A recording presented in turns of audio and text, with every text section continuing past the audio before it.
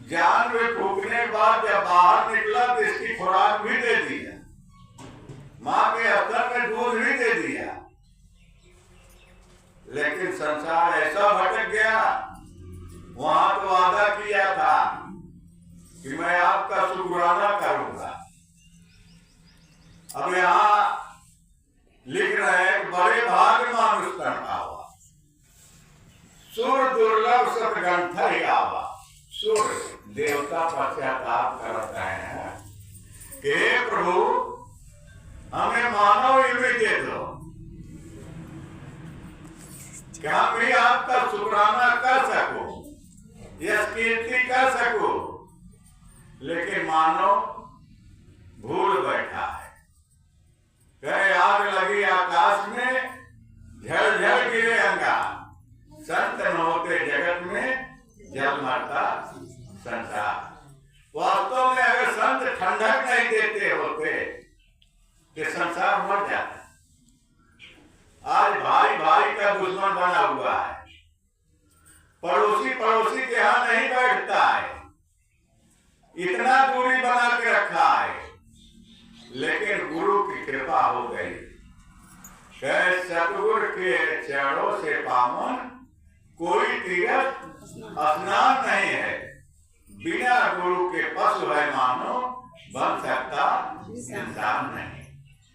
वास्तव में पशु जैसा जीवन संसार जी रहा है, जब तक गुरु हिस्से में नहीं आया तब तक पशु जैसा जीवन जी रहा है। एक दूसरे को पीड़ा पहुंचा रहा है, एक दूसरे को तकलीफ पहुंचा रहा है, एक दूसरे को हड़प रहा है, अपनी फिक्र है, किसी की फिक्र नहीं है।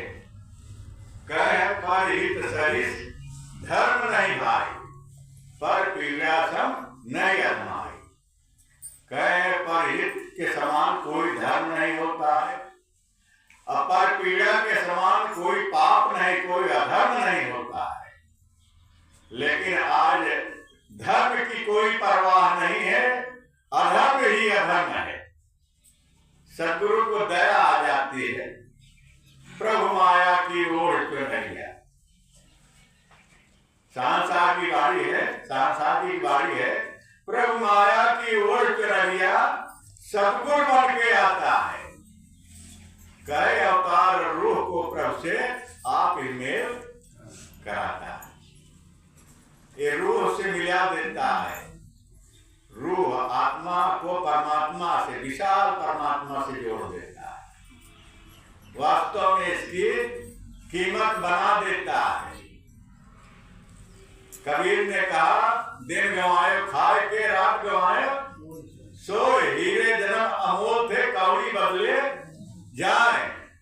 ये जन्म तो अमोल थे, कीमती थे, अमूल्य था, इसका मूल्य कोई कीमत ही नहीं था, कुछ कीमत आपका नहीं जा सकता, लेकिन कौड़ियों के समान गंवा रहा था इंसान।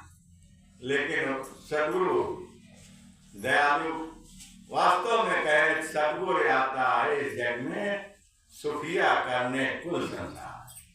सदगुरु आता है इस जग में केवल करने परोपकार, ये परोपकारी है, ये परमात्मा परोपकारी है। सदगुरु का रूप शरीर रूप में आ जाता है, कोई पहचान नहीं पा रहा है। यहाँ रामायण में कह भी दिए हैं कि जब जब हो धर्म का हानि, बाढ़ असुर महाअभिमानी, तब तब राम मनुज तन धराए, भगत हेत लीला बकर। ये मनुष्य का शरीर पकड़ के प्रकट होता है, हर युग में हर समय ये प्रकट होता है, भक्तों का कल्याण करता है, अपने निज रूप को दिखा देता है। आज रूह को किससे जोड़ा? असीम परमात्मा से जोड़ दिया। आज इसकी कीमत बढ़ा दिया कि नहीं बढ़ा दिया? जो विशाल के साथ हो गया वो आत्मा विशाल बन गई कि नहीं बन गई? अगर इस पर विश्वास है, इससे जुड़ गया, तो वास्तव में विशालता को प्राप्त कर गए। उदाहरण में जैसे एक नदी है, दरिया है, या नदी नाले या दरिया और झरने का पानी जब समुद्र तक पहुंच जाता है, समुद्र में मिल जाता है, क्यों ही नाले का गंदा पानी क्यों ना हो, लेकिन वो विशाल रूप पकड़ लेता है। उसमें से निकाल नहीं सकते हैं, न उसको गंदा नाला कह सकते हैं, क्योंकि समुद्र अपने समान बना लिया।